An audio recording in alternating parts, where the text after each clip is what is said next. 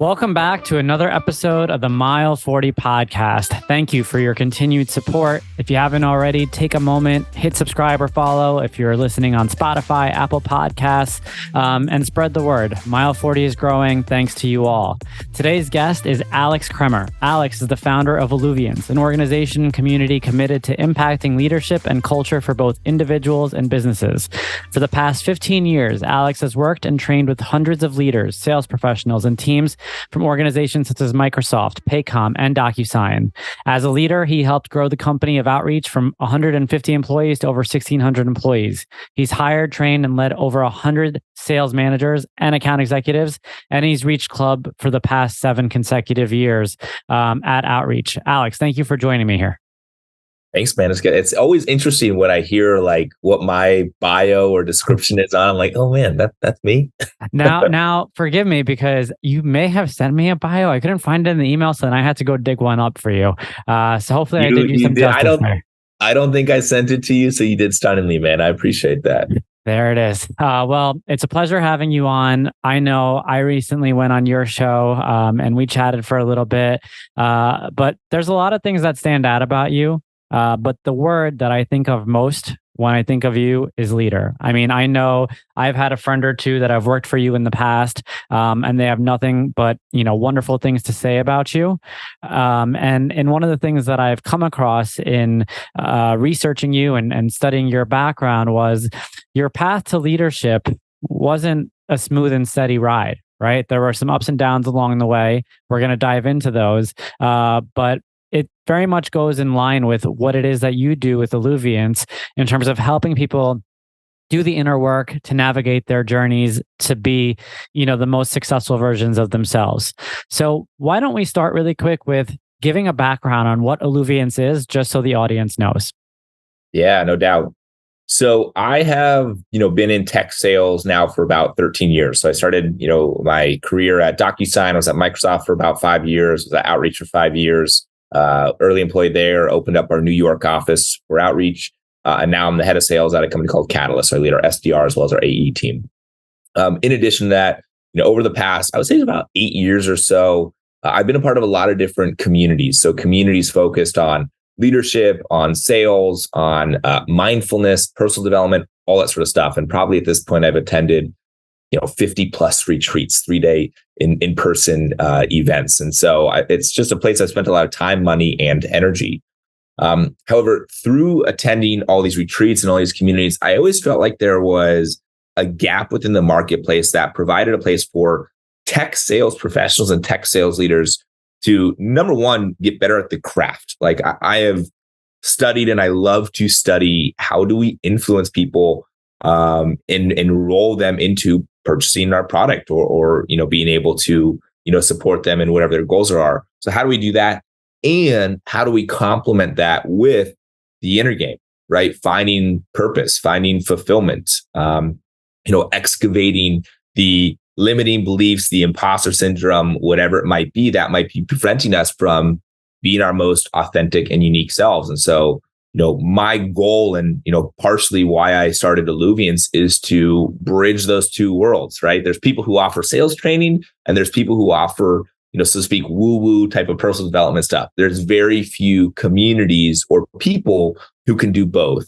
And that's where, really, what Alluviance came to be. And so the whole goal of Alluviance is to, I'll give you the tagline is to bring forth a new wave of rising leadership and help people feel a greater sense of purpose, a greater sense of self-connection, a greater sense of connection with others, and let's close and get great freaking results at the end of the day. And so, as part of what we do is we throw in-person immersion. So we just threw one in Austin back in July. We got a next one coming up in November in Austin again, and probably going to be bringing together about 50 or so tech sales professionals, tech sales leaders, and talking about, the art and the craft of sales, talking about the inner game, and really just developing phenomenal community. We got, great thought leaders. We have a former Zen monk coming to talk about how to bring the art of meditation into sales.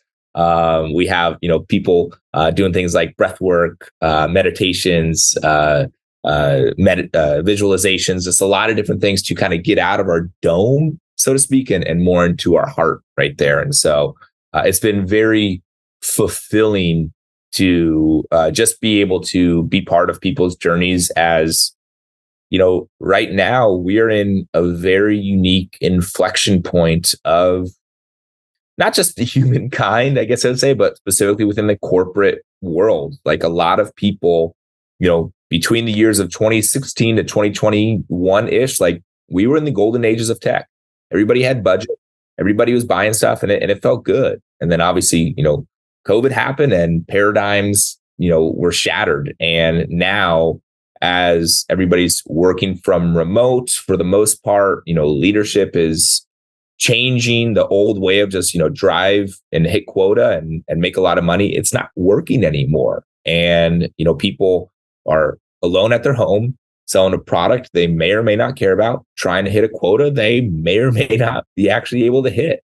And people are saying, what the hell am I missing? Like there's more here. There's something greater that I want to be part of. And that's partially, what we're doing and how we're trying to help people, saying, hey, yeah, let's crush it. Let's become better as sales professionals and find your freaking truth, dog. Like let's step into that and also be surrounded by other people who are journeying on that themselves. Thank you. Thank you for that context. And naturally, it brings me to your purpose. And it seems like Alluviance is very much in line, if not already serving your purpose. But I want to talk about the road to getting there, because one of the things that, I talk about all the time is putting yourself in uncomfortable positions so that you can find that purpose, right? Like challenging yourself, exiting your comfort zone, understanding what it is you're capable of and what your potential is. For instance, I'm sure that early on in your career, you probably didn't think you'd be essentially an event planner planning these immersions, right? And you'd be taking on the task of not just selling, but then overseeing people and then building out a platform that's meant to really revive people and take them to that next level. And without you uncovering that capability and that purpose and that potential, Alluviance wouldn't be what it is today, and you probably wouldn't be the person you are today. So why don't you walk us through a little bit of your own personal journey? Yeah, I mean, I'll just share. So when I started, I grew up down in San Diego, had a wonderful family. Dad was a doctor. I have 3 older sisters, so I was the only boy of a family of 6 right there. I went to school in Seattle, and being in school in Seattle, I naturally got a job at Microsoft right out of college. And I joined Microsoft saying, hey, I don't really know what I want to do. I know I really love speaking with people. So this whole sales thing sounds pretty good. And Microsoft is such a big company. There's opportunities in every single industry in different products within it. So I went into it. And, it was a really phenomenal experience. I got to learn what an incredible corporation is, how it runs, right? The processes, the structure that goes along with it. And obviously Microsoft has an incredible brand. And, I did very, very well there. I think I hit, above 100% every single year. After 2 years, I was the fastest to be promoted up into what's called a territory account executive. The average is about 4 to 5 years. I did it in 2. And it was great on paper, right? So I think it was like 2016, 2017 or so, I was making more money than I'd ever made. On paper, people were like, wow, Alex, you're crushing it. You just got promoted and are on the fast track here. I was living in San Francisco. And if you look, from outside, you'd be like, hey, Alex is on the path, man. But on the inside, I was effed up. Like there was a big part of me that felt like I was putting on this face to make the world think that I was doing okay. And that I was doing great. And I think, I think of, growing up as a kid, oftentimes people would always say, oh, Alex, you're always so happy. Or Alex, you're such a good kid. You never fight with your sisters. You get such good grades, all that sort of stuff. And I thought, okay, well, this is how I receive love. Therefore, I need to continue to make the world think that I'm doing awesome. And I still remember my dad used to tell me, he's like, hey, if someone asks you how you're doing, you say, I'm always awesome. because it'll do two things. First off, they'll hear it and they'll be like, oh man, this person's feeling awesome. Like, I like this person more. And now I feel more awesome. And the second thing is, if I hear myself say, I'm doing awesome, it'll hopefully brainwash myself into thinking that's the case. Now, while there's value in that, it also is unhealthy to a point, because if you're not actually feeling awesome, you're simply pushing down the feelings of whatever might be sadness, depression, insecurity, anxiety, you name it. And that stuff comes up and bites you in the ass.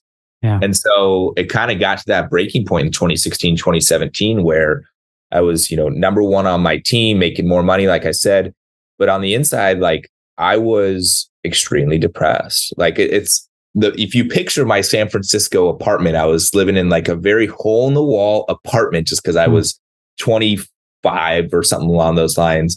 There was trash everywhere, right? I wasn't like cleaning my home. Like, the shades were pulled down and I would hear my alarm go off and I'd be like, oh my God, I did not want to get out of bed. Yeah. And I remember even going to meetings and just being like, what if I would say this under my breath. Like, I still remember saying this. I'd be like, I wonder if people know that I hate my life. Like I would say it over and it became like a weird thing I was doing. And it became very obvious to myself. I'm like, okay, like, I need to get some help here. And,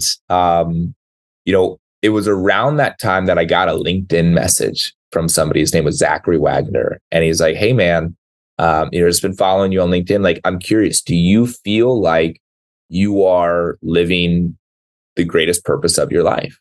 And I was like, damn dog, you hit me right in between my eyes right there. No, I don't. He's like, cool, let's have a conversation. And so I went and had a conversation with him, and we had it was profound. We talked about what's the greater thing that I am serving, right? I'm not saying tech sales is bad by any means, but what's that serving? What's the greater calling than that? And just really profound. And he invited me to go to an immersion. It was my first ever immersion, and I was surrounded by other sales professionals and leaders. And we started doing the work of figuring out, like, hey, who the hell are you? Like, what are you really trying to be? And also, how can we start to excavate the parts of you that are preventing you from being that fullest self? And it was it's kind of like, if you've ever studied the hero's journey, there's a part, I think it's like step number 5 in the 12 or 13 steps of the hero's journey, of you crossing the threshold. Cross the threshold to finally say, all right, parts of me that don't feel so good, what's up? Let's talk. And it just really started like a massive level of transformation for me. And I remember my second immersion, it was actually in Guatemala, and it was just a really awesome trip. And one of the guys who's there, his name is Michael Brabant. He's a big meditation yogi-esque type of guy, long hair, mustache. You're just like, this guy knows some shit. And I remember I went up to him and I was like, hey man, like, I'm really struggling of letting go of a previous relationship. I was like, and the relationship ended 3 years ago, and I'm still holding on to it. And it's hurting me, and it's preventing me from moving forward. And I remember what he said to me. It was so simple. He was like, where do you feel it in your body? I was like, I was like, I just kind of like stopped, and I was like, I think I feel it like in my heart, my chest, like it's like a thing. It's not even about her at this point. It's like become a thing. He's like, awesome. He's like, what I want you to focus on for the rest of the trip, and we were there for about 4 or 5 more days. What I want you to focus on is like, just breathe in through the heart and out through the heart the rest of the trip. That's really just what I want you to focus on. I was like, okay, I can do that. That sounds simple enough. And I did. And like, in one-on-ones, when we were talking, when I was eating dinner, when I was, just sitting there listening to the speaker, like, I really focused on it. And I can't tell you, it felt like something just is like the first crack on an egg that was like, it was so hardened that just through simply my presence and my breath, I've just been like, hey, what's up? Whatever this thing is that I'm holding us to, like, let's start loosening you up. And it really like brought me in. And at the end of the 5 days in Guatemala, I got up and I raised my hand. I was like, oh guys, like, I just had this crazy thing happen to me. I started breathing in my heart and out of my heart. And one of the leaders, his name was Ben. He's like, cool. Do you feel called to make a commitment in front of everybody of how to continue this. And I was like, that's a great question. I was like, I commit to meditating for 365 days in a row, right? Seeing where that takes me. And I did it. And some days were nice, long, 20, 30-minute meditations. And some days was right before I went to bed. I was like, oh shit, I haven't meditated today. And I just did it for a minute. I just focused on my breath, but I did it. And I had a little app, and it will just show me how many streaks I was getting to. And I remember when I got up to like 100, I was like, all right, I cannot miss a day, because this has been pretty hard to keep this far. Yeah, exactly. And just like that was, I think that was 2018 timeframe. That was one of the most pivotal transformational years of my life, because I remember not only did I develop a better community from just being within that group right there, but I finally started to connect with myself. And really just like, hey, as opposed to thinking about my thoughts, I'm thinking about like, let's create some space here for me. And it really allowed me to drop in. And I ended up leaving Microsoft and joining Outreach, when it was 150 employees or so. And that just ended up being the perfect environment for me to blossom as a sales professional. I eventually moved into sales leadership after that and built and grew out teams. But it all went back to, I was at the darkest that I'd ever felt before. And I chose to get help through a community and through really self-connecting. And that's not meant to say that I don't still struggle. Depression is still a very big part of me, a part of my life. And it's affected my family for a very long time. And, the more intimate I've gotten with my depression, the more of a relationship that I've developed. Sure, is it fucking hard sometimes? Oh my God, yes. Like this past winter, I went through some dark ass shit again. Yeah. But I've also found that when I honor it, when I hold it as sacred, when I face it, not alone, right? I receive help, I receive therapy, I receive community, I receive coaching, and I face this stuff. I've actually found there's a very thin wall that, wow, once I find the jewel or the lesson and I integrate that, it's like, when Mario eats the mushroom and he's like, he level up or whatever, like that's truly what it feels like. And it's just been a continual journey of that through both my career as well as my personal life. If you know me, you know that I like to look good and feel good. As an endurance athlete who trains daily, I need my wardrobe to fit the mold. Roan creates performance-driven clothing for your active lifestyle. Each piece is designed for versatility and made with integrity to outfit you for an active life lived on your own terms.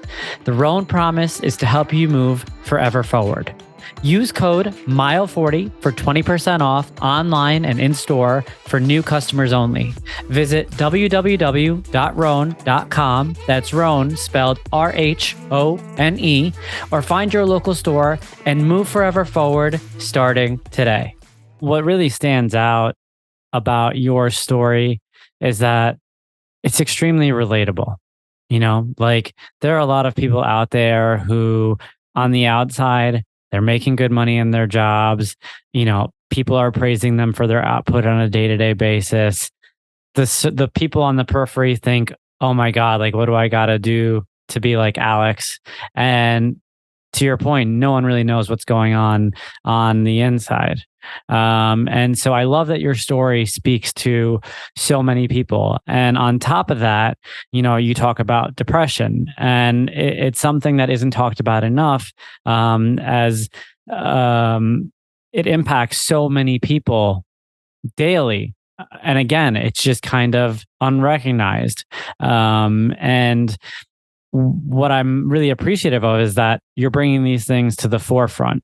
And I want to ask you how you lean into coaching people that you've either managed over the years or that you've come across through Alluviance or any of the other interactions that you've had based on your own experiences. Yeah, I mean, the only reason why I think I'm effective at coaching and supporting people is because I'm still very deeply entrenched in my own work. like truly, Yeah. like I receive a ton of coaching. Like I'm still attending an immersion or retreat that I'm a participant in, at least once a quarter. Like that's just where I enjoy. And it's like, It's a commitment that I have because the more I'm like an onion, it's like the more layers come off, like I'm like, oh, we're getting to the core of it. And my whole relationship to God or to spirits, to whatever it is, I'm like, oh, I'm starting to not just discover more, but I'm starting to understand, like, okay, there's a purpose why I'm being called forward here. And, really, I'm not one of those guys who's like comes up with these great new ideas and just like drops these nuggets on the world and say, you're welcome. It's like, I steal all of my shit. Like all the stuff that I teach, that I share, I've learned from my teachers. One of my teachers, a guy named Rob Renahan, he's a former Zen monk, coaches, visionary leaders. Like I learn every single day from him. And I'm a part of a men's group and learning from them and processing together. And, one of the core tenets that I truly believe in, when I look at, and you share this a little bit in my bio, but like at this point in my career, I've hired, trained, developed, or coached, around 400 tech sales professionals or leaders, whether it be through outreach, through Catalyst, through Alluviance, you name it. And the people, when I look at, who are both top performers, meaning that they're achieving, like they're hitting quota, like they're getting promoted, moving to leadership, all this sort of stuff. The people who are doing that and also living a fulfilling life, like they have purpose, like they're coming from a certain transmission that you're like, man, I just fucking vibe with you, dog. Like I feel you. They usually have three things. This is like really kind of core to like what my belief is. First off, they have an incredible community. A community of people who they don't need to all be alike, but they do need to be trying to serve something together, a greater purpose, something beyond just them, right? And even when you look at like a team, I don't want to be on a team that's just a bunch of individual contributors who happen to be reporting to the same manager. Like I want a crew. So when you have a community like that, they're also, having each other's back when they're struggling, but more importantly, they're holding each other to an extremely high standard. Right? Saying, hey, this is the level that you need to be in this community. So number one, they have community. Number two, they're continuously working on their craft, right? Whether it be sales or whether it be leadership, or whatever else, modality you might be in. It's like, hey, we're always going to say, I need and want and crave to learn more. One of my favorite quotes by, I don't even know who, but it's to be a master is to teach. And when we teach and learn through that, like we're becoming better at craft, it really pays off in so many types of ways. And number three, what those people have is they have a vision. Like they have a goal that they're striving for. There's something greater in terms of who they view themselves to be. And, one thing that I truly believe is the purpose of a vision is not necessarily that you achieve it.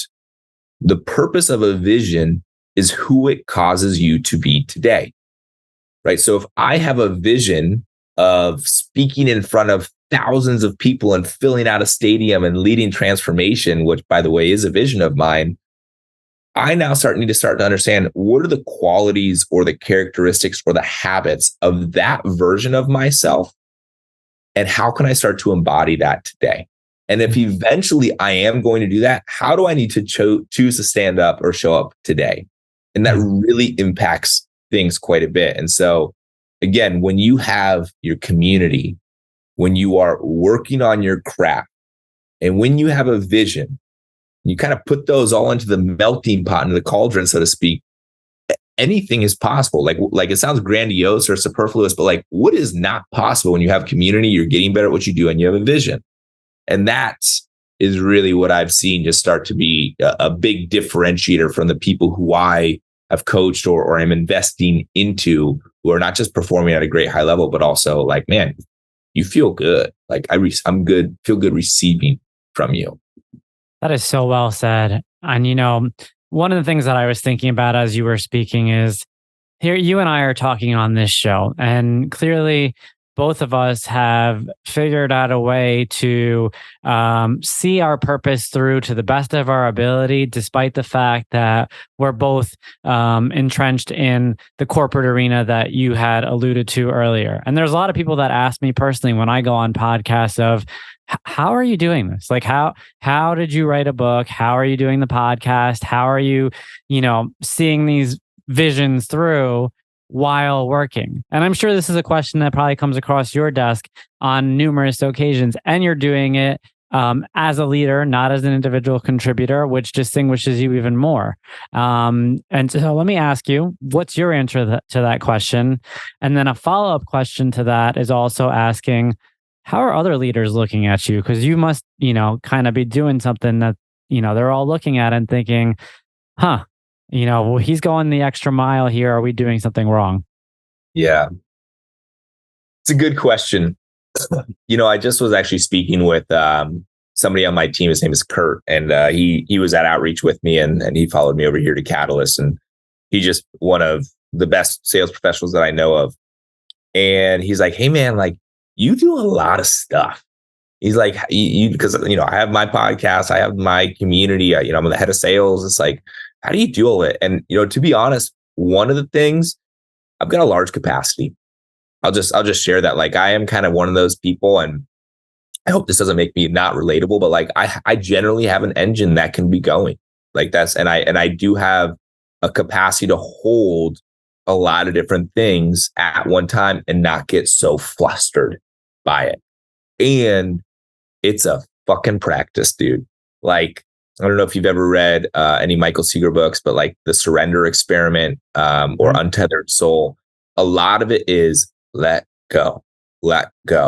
Because a lot of times, I will try to control what happens. I want to make sure that, all my sales reps do this so that we can control whether or not we're going to hit quota. I want to make sure I can control what my friends do when they go and meet this girl who I'm dating, because I don't want that to mess up. And I want, and it's like we put this rigidity on it to try to keep us safe, right? Because we're scared of the unknown right there. And so for me, it's just a continual practice of let go. And that doesn't mean don't control what I can control, obviously. It's like show up and take care of what I need to. It's like, for example, my morning practice when I wake up every single day is the most important part of the day. I wake up, I make my bed, I do a quick little stretch, I go and take a shower. The end of it's a cold shower. I drink my green juice, and then I meditate for 30 minutes. And if I do that, and then I listen to an app called Motiversity on my walk to work, it's like, if I do that sort of stuff, man, I've just set myself up so well to then be able to take the day on. And sure, shit happens and stuff goes wrong, and I get flustered and stressed just like the rest of us. But I've now created enough space to nourish myself before I actually go and take on the day. And so that's just, partially how I do what I do. And, one of the things is like, I'm enrolled into my vision. It's like I have a purpose. Like, I see the impact, and I meditate and I visualize it often. I journal about it often, and I go to these retreats. I'm thinking about what is it that I'm really trying to do. And I still remember I was back when I was at Outreach, and I was talking. I hired a sales coach, or he wasn't even as much as a sales coach, he was just a coach.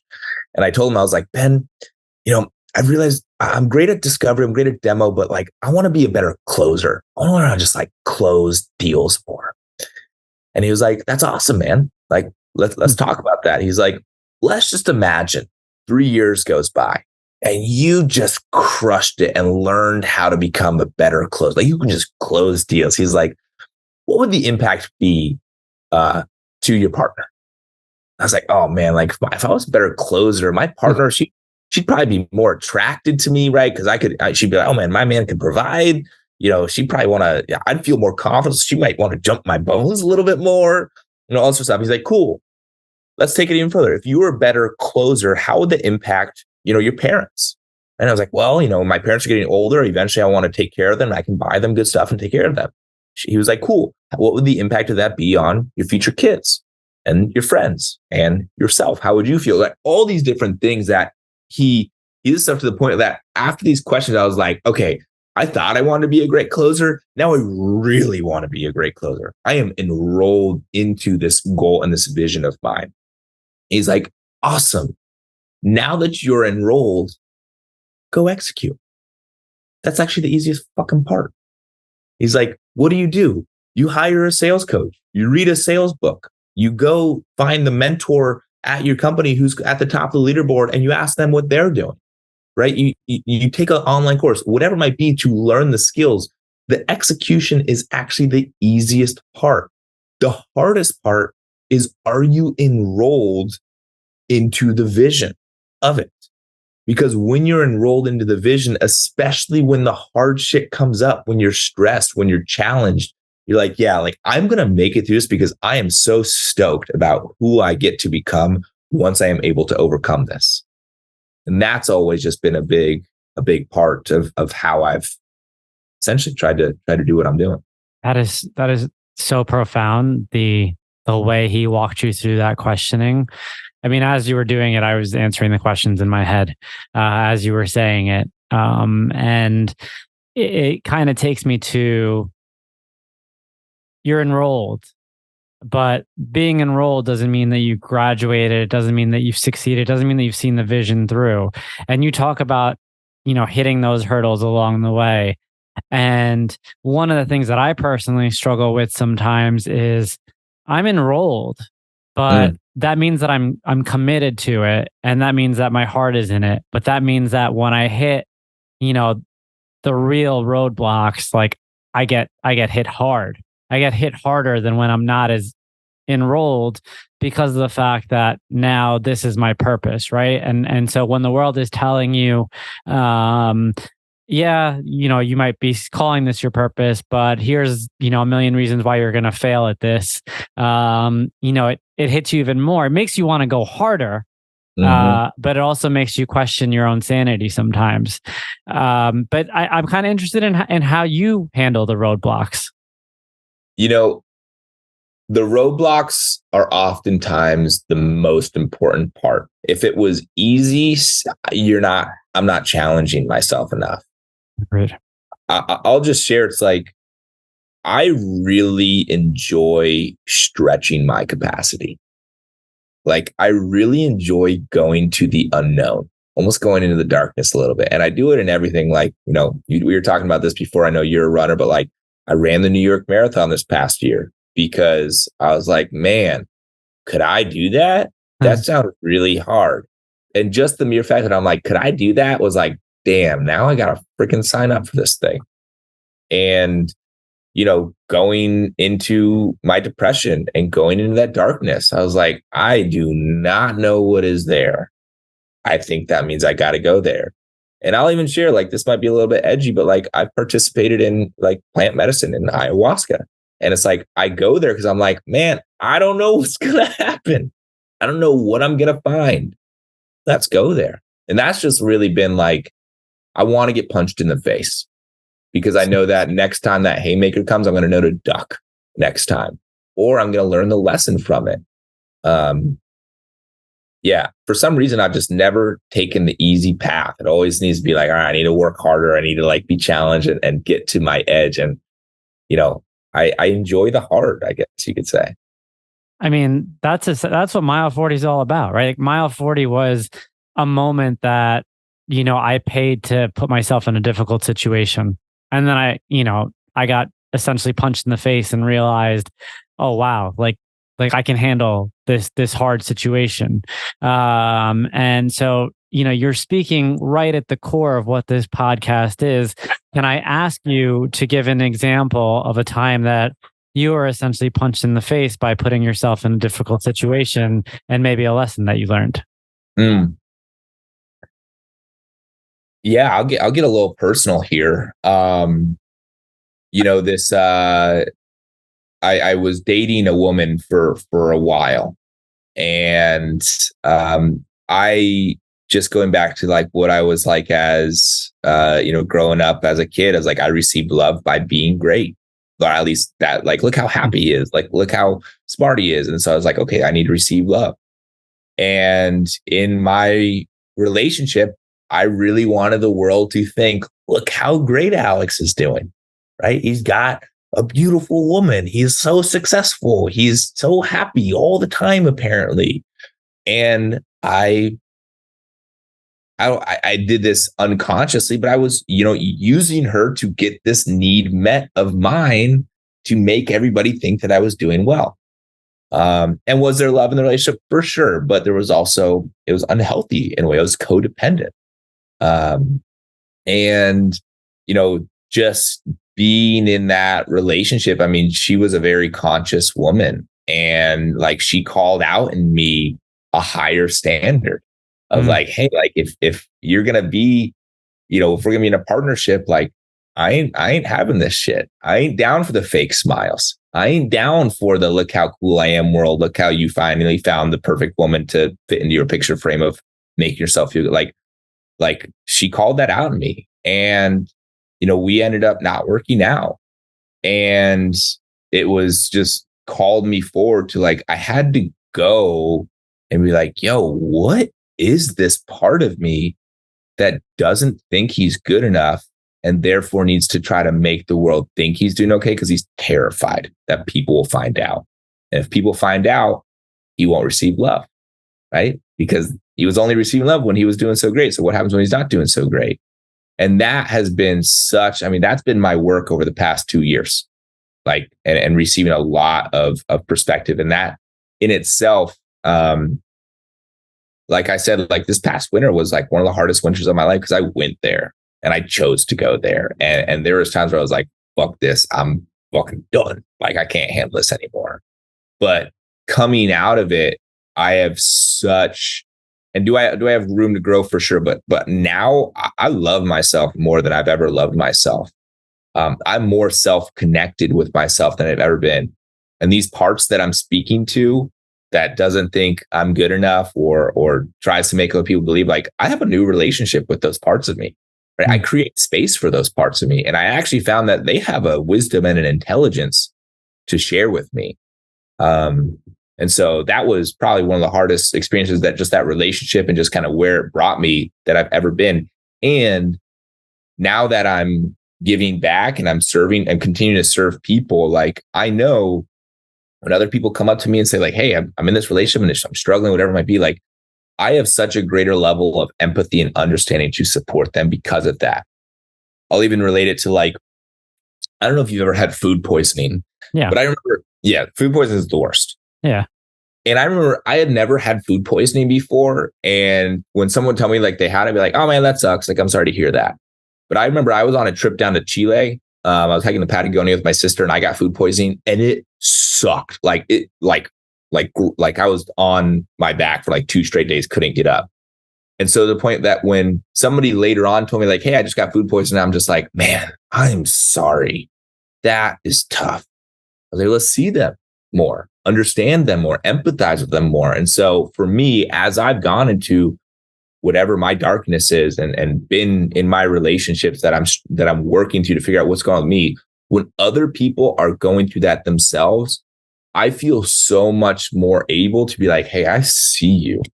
And I'm not necessarily going to like coach you or teach you how to get out of it. I'll share what my perspective is, but I just see you at such a greater level. And for that, I am thankful for that, for those hard times, for those hardships, because they've made me who I am and a more effective leader and a coach because of it. Absolutely. I want to shift gears really quick. I want to go back to 2016, 2017 you, and talking about the fact that on the outside, everything looked good. You were making good money.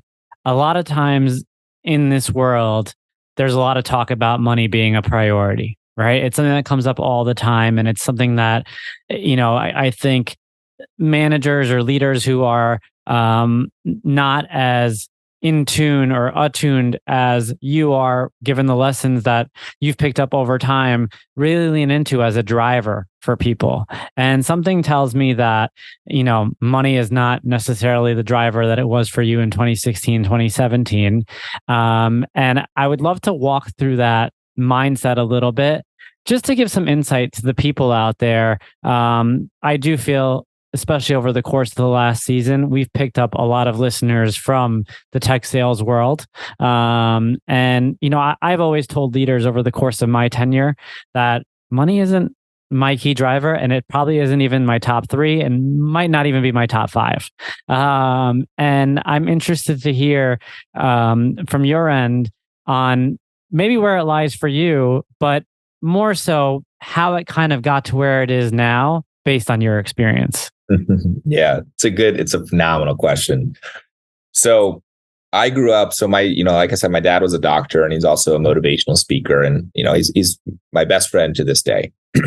And he used to tell me as a kid, he's like, Alex, I want you to be thinking billionaire, not millionaire. He really, like, money is important, especially for an older generation. Like, money was the top priority. Yeah. And that was just what I heard. I was like, okay, I need to make a lot of money. I need to drive a really cool car and have a great house and all that sort of stuff. And as I started to get more money and, make President's Club, all sort of stuff, it'd be like I'd hit quota and I'd get my paycheck and I'd be stoked for about 7 minutes. And then all of a sudden, the new quarter, the new year would roll around. And I'm back at zero. And I just made this much money this year. Now I got to make more. And I just worked my ass off this last year. I had to do it again, but then do it even more. I'm like, oh my God, I'm on a hamster wheel here. And so, is money important? For freaking sure it's important. Do I want to make a shit ton of money? Absolutely, I want to make a shit ton of money. I'm in. Like, let's do that. But I don't want that to be why I'm doing it. I merely want that to be a byproduct of me living a sense of fulfillment, living with a certain sense of purpose. Because if I'm committed to that and I'm becoming extremely good at it, right? I'm becoming an expert in it, and it's providing a valuable thing to the world, to the market, to people. Guess what? People are going to pay me. Like money will come. Like, it will just kind of gravitate to you. But if I'm focused on the money, people can feel that, whether or not they realize it, they feel it, right? In sales, we talk about it's commission breath, right? Are you just trying to try to close me? Nobody wants to be closed. That's not fun, right? People want to be helped and served and supported. And if somebody's coming at me from that way and it's authentic, like, I actually can feel that their heart's in the right place. I'm like, man, this person truly wants to serve me. And, oh yeah, for sure, I'll give you money because of that. And so, for me, I think especially for millennials and below, maybe even a little Gen X, but like, money is no longer the number one priority. It's going down, just like you said. It's the second, third, fourth, fifth, or lower priority. What people are looking for, in my opinion, people are looking for two main things in life. They're looking for community and they're looking for meaning. If they have community and meaning, usually they're going to feel good, and money will either come or money will not be as important because they found their community and meaning. And, I think if I was say, why do I want to make a lot of money? It's merely because I want to just be able to impact as many people as possible with the money and invest it back in and provide more resources and development for people. Spot on, man. I mean, you're absolutely right. And that, I think, is, the natural lean toward for purpose companies now, right? And the idea that, if you don't have a purpose, you're likely not going to resonate as much as a company who's there just for profit these days. And that's what I love about the Alluviance mission. And that's what I love about what you're doing out there. Can you speak to us as we round things out around your vision for the growth of Alluviance, maybe in the near to intermediate future? Yeah, definitely. So, we have our community, and we throw quarterly immersions. So our next immersion is November 10th through 12th. It's in Austin. We're probably going to get together about 50 or so people. And the community is growing. We throw in-person events. We have, weekly community calls. We offer, one-on-one coaching. We have a Slack thread with people, just like, how do we bring together people who are on this mission? And, I want to be throwing more of these and bigger ones and bringing in different speakers. Like, I want to bring in the Zen monks who could talk about meditation. And I want to bring on the people who know how to sling some sass, right? And I want to combine those two worlds right there. I'm inspired to really start serving leaders as well, and leaders who actually have an influence on their corporation, because if the leader is feeling a certain sense of purpose and is coming from the right vibration, that just trickles down where everybody else starts to feel that too. Like, I really do believe corporations are outdated. The model is outdated. I don't know what the new model is, but like something's changing right now. Like, people can feel it. And I really do believe that Alluviance is on a mission to support bringing forth a new wave of leadership and helping people and companies find purpose, greater connection, and also drive great results. And, if we can do that, man, I just want to be able to pass the torch on to future generations and say, like, we did good. We left it on the field, so to speak. And that would make me feel happy. I love it, man. I want to thank you for being on the forefront of that movement. I could tell you that it's something that I strongly believe in. I feel the change coming in the industry. I feel like it's been long overdue, and the last couple of years have really propelled it forward. But to your point, the real change is going to come from leaders such as yourself and the leaders that you're cultivating to drive forward that mission. And so I want you to know that what you're doing not only serves a purpose, for those around you, but it's a much wider net that you're hitting. I'm personally grateful that you and I have met. I'm also really thankful for the fact that, you got raw with us. You got a little personal on this show. And your story is just extremely relatable, like I said earlier. And there's a lot of people out there who are sure to be inspired here. So thank you so much for coming on the show today. Thanks, man. It was a pleasure. Appreciate you having me on. You got it.